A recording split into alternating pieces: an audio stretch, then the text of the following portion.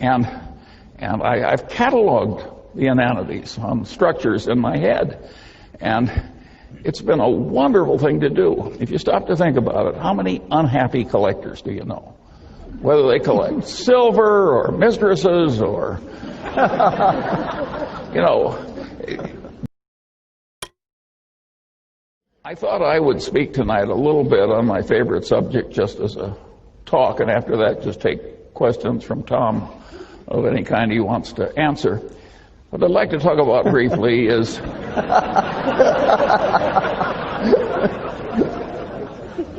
table. You think I'm kidding? And the topic I'd like to talk about briefly is common sense. Which isn't common. Yes. See? And what people mean when they say a man has common sense is uncommon sense. And usually they don't mean that the man has a narrow little activity he's good at, like knitting sweaters, and he sticks to that. What they mean is a man that can operate over a pretty broad range of human territory without making any big boners. And that is a very important thing to be good at, and the question is how you get it. I was very lucky in my own life because every place I looked, at the pinnacle, there was a guy that was better than I was.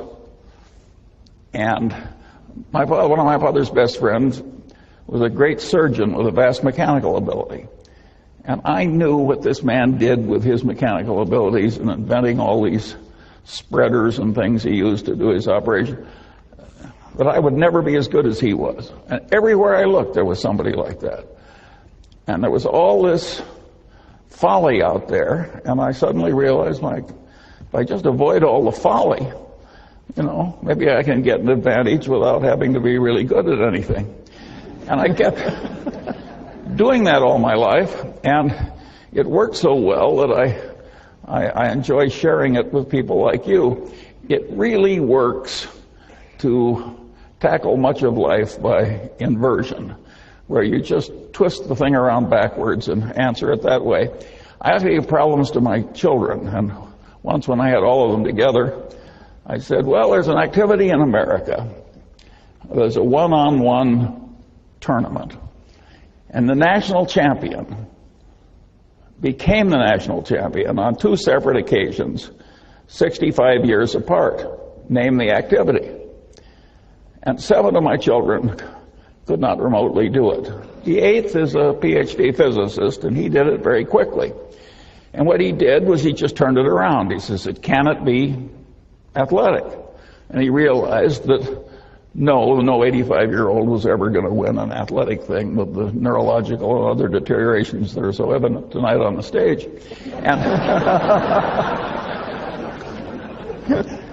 And so I said, well, could it be chess? He's a chess player. And he realized that no 85-year-old was ever going to be the U.S. chess champion. He knows what a chess tournament is like. But that led him to checkers, a game that you could almost master with enough experience. And of course, that was the correct answer. It took him about 15 seconds. All kinds of problems like that look so difficult. If you turn them around, they are quickly solved. And so this process that I've gone through life doing of identifying folly and trying to avoid it has worked wonderfully for me. Another trick that I got very early was that I loved big ideas that had a lot of instructive power. And I liked them so well that I didn't mind when they were in somebody else's territory. I just went in and took the ideas. So I paid no attention to the territorial boundaries of academic disciplines. And I just grabbed all the big ideas that I could. And then I used them in daily activity to solve problems and amuse myself and do self-education and so forth. Well, that makes me a collector. I'm a collector of inanity. And I've cataloged the inanities on structures in my head. And it's been a wonderful thing to do. If you stop to think about it, how many unhappy collectors do you know? Whether they collect silver or mistresses or, by and large, collectors are happy. And collecting inanities is just wonderful. If you collect stamps the way I once did, I soon had a U.S. stamp collection I couldn't afford to add a stamp to. Well, what fun is collecting when you can't afford the next stamp? When you're collecting inanities, there's never a shortage. And there's all this low-hanging fruit. We had one this morning from the governor of New York. That was pretty expensive fruit.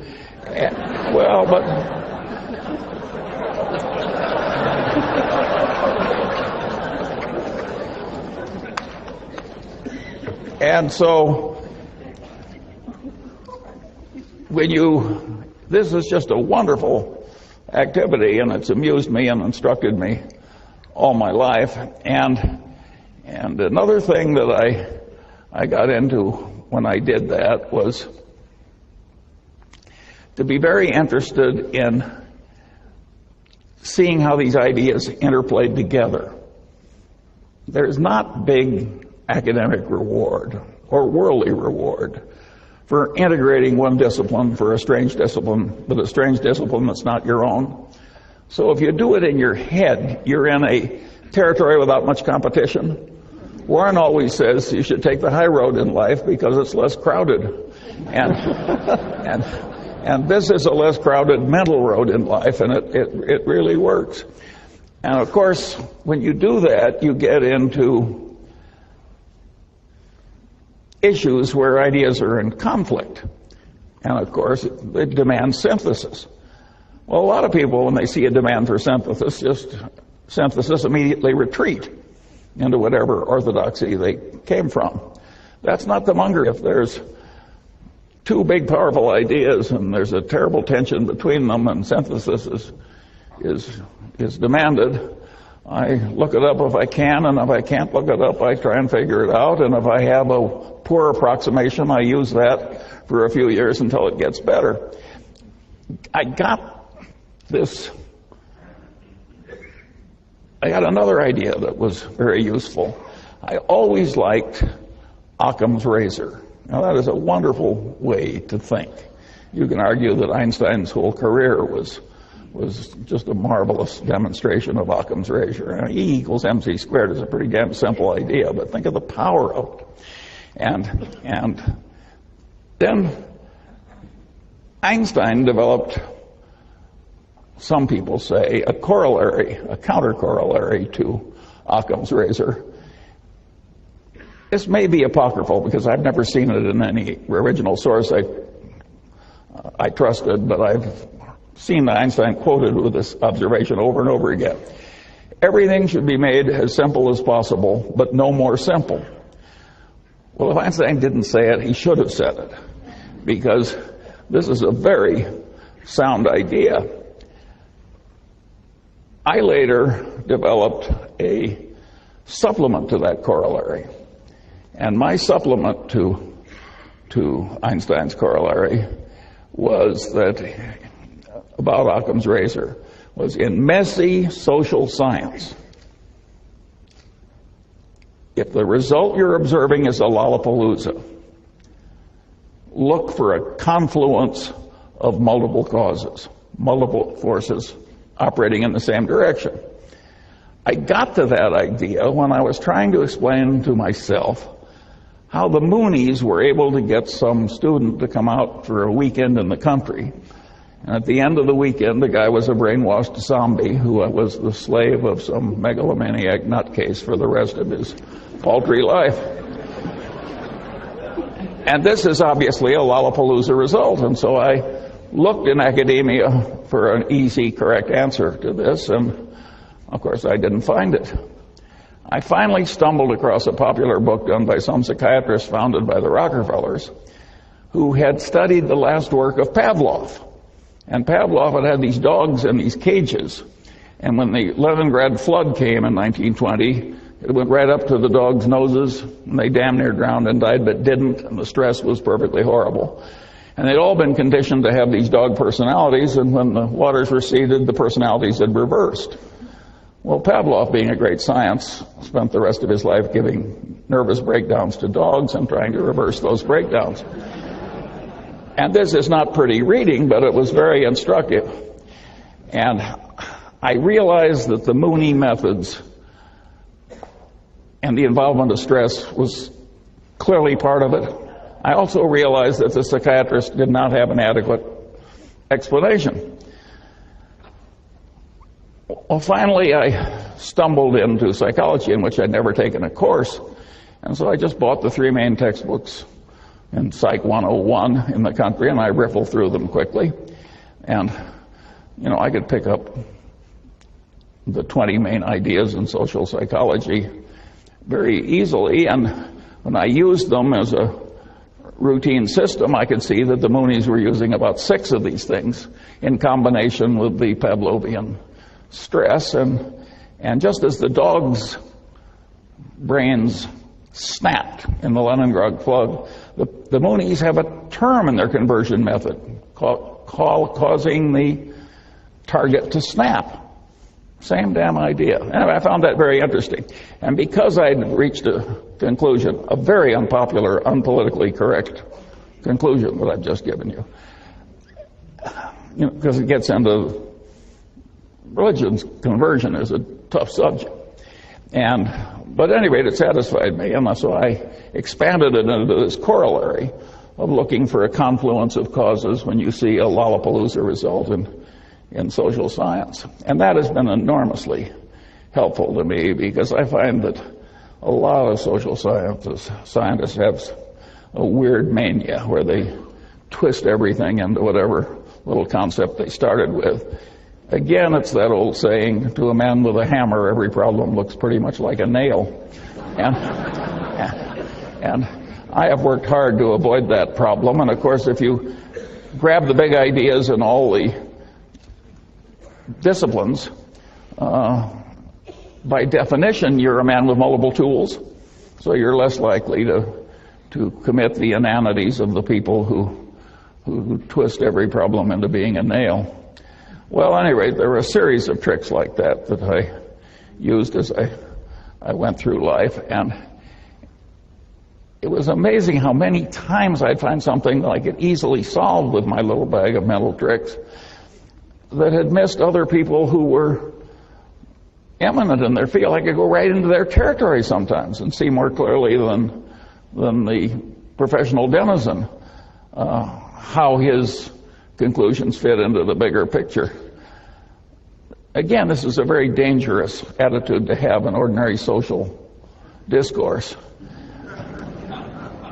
But it's a very good way to invest money. And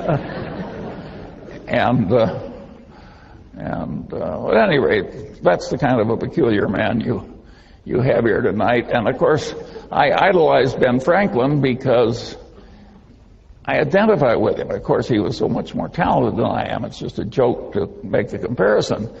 But at least he was a totally self-educated man that wandered over a vast amount of territory and was pretty competent over the full range.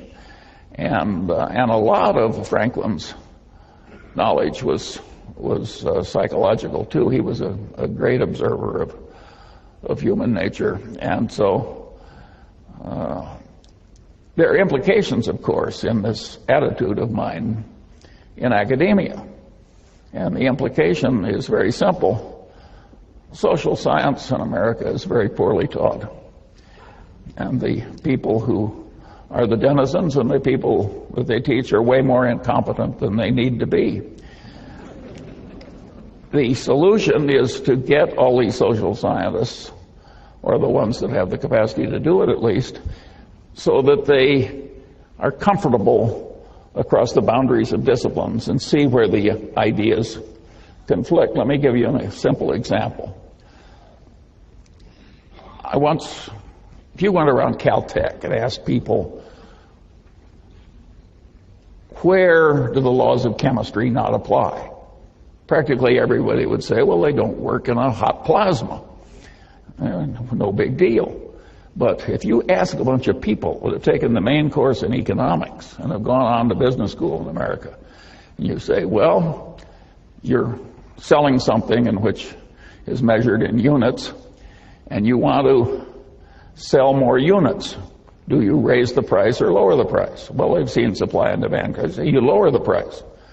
Then you say, tell me the occasions on which, if you want to sell more units, you raise the price. Now, this is an intelligent group. You've been through social science. I'm giving you some time. Will anybody who has the right answer raise his hand? Yeah, luxury goods, that's what do. About 1 in 50 comes up with the idea of luxury goods. Right. That the price is sort of a signal that it's high quality, and if it's not a signal of high quality, it's a way of bragging to your friends that you have both discrimination and money. But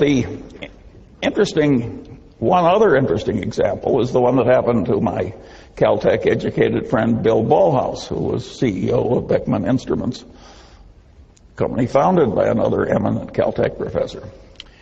And Ballhaus had in his business collection a company that made some complex gizmo that they sold for a lower price than the other two gizmos in the market, and yet it was much better, and it had lousy figures. And Ballhaus took one look at it, and he realized that it was a gizmo where, if it failed, it imposed enormous costs on the owner of the gizmo, and he recognized that the price being low was sending the signal wrong in reverse. This can't be very good, or it would. So he raised the price enormously and sold way more units, and of course the profits went up at a truly dramatic way. So these idiots that can't answer the question are leaving a lot of money on the table that a man like Ballhaus knows how to get. And the world is just full of opportunities like that for people who get the main points and go across it. But of course, that's not the main answer to the question. That's just the Ballhaus byway. The main answer to the question is very simple. Suppose you raise the price and use the money to bribe the other guy's purchasing agent. Well, you can laugh because it's so obvious once somebody points it out. But who was raising his hand over that one after all the fancy education you've had?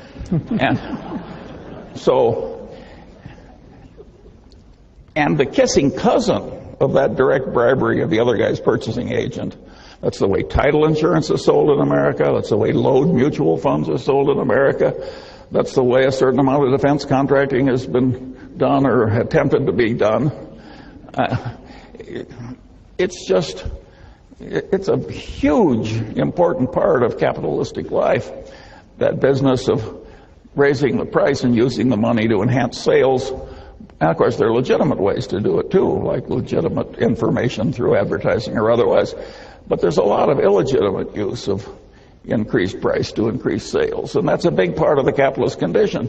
And if you don't have a brain that automatically has these things pop into it, you haven't really assimilated social science correctly. What good does it do to be able to pass a test parroting back to the professor what he told you? Well, that'll get you an academic label, but it won't get you the many millions of dollars Ballhaus made by raising the price, and it won't get you really fabulous investment results in life if it takes some imagination. If you don't see how all these things work and how they interplay, and of course, the way to get that competency, like any other competency, is to adopt the necessary elements and practice using it over a considerable period of time and a considerable area of complexity. And now, get to a really interesting question. Can we fix the social sciences so they aren't such total horses' asses? And the answer is yes. Is it likely to happen?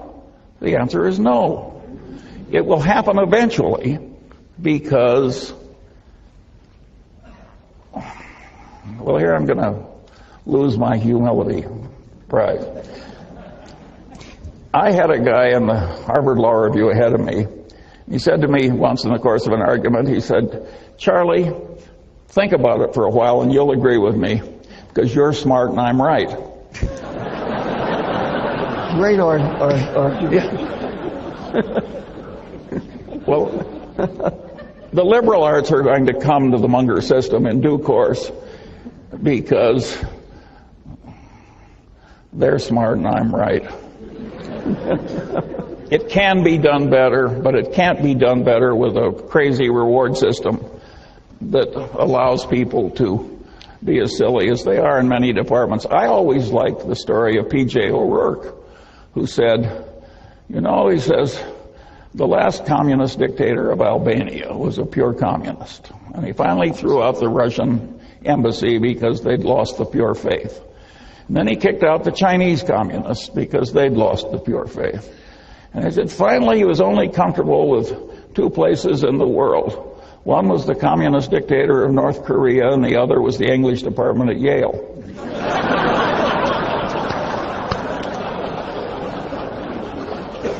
Well, you think I'm kidding, but there is a lot of extreme craziness in some of the liberal arts, and they select people who share their craziness. And it is not necessary that academia tolerate forever this lack of multidisciplinary competence. It's not that hard. If some aging, untrained, fat, old man can do it, surely the young, brilliant liberal arts people can do it. It will take a different incentive and a different system.